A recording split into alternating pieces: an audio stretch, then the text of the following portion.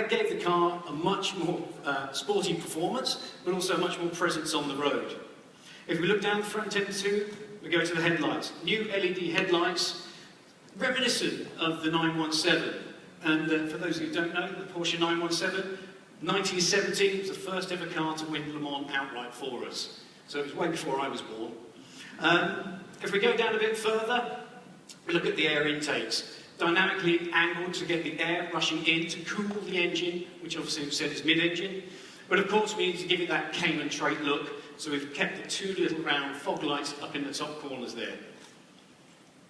If we now come down to the side profile a bit further, firstly, what did we do?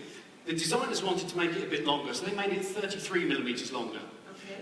But we made it 33mm longer, but they wanted the wheelbase, so they extended that 60mm, pushing the wheels further out into the corners, giving it a much shorter overhang on the front and the rear.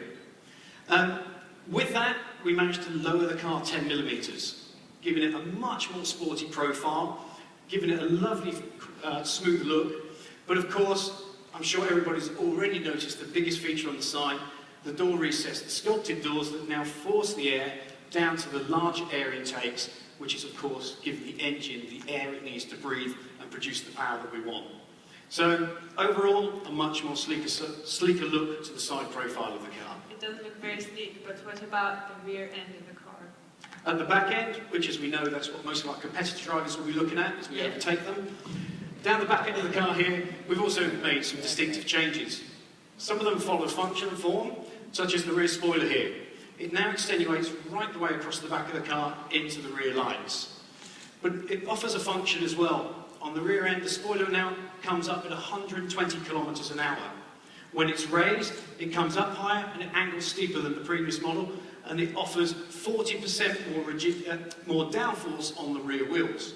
So we've got a much more road-hugging car. In addition to that, the rear lights that you can see up on the screen here, we gave the Cayman its distinctive rear end look. The LED lights now give it that look and feel to the car.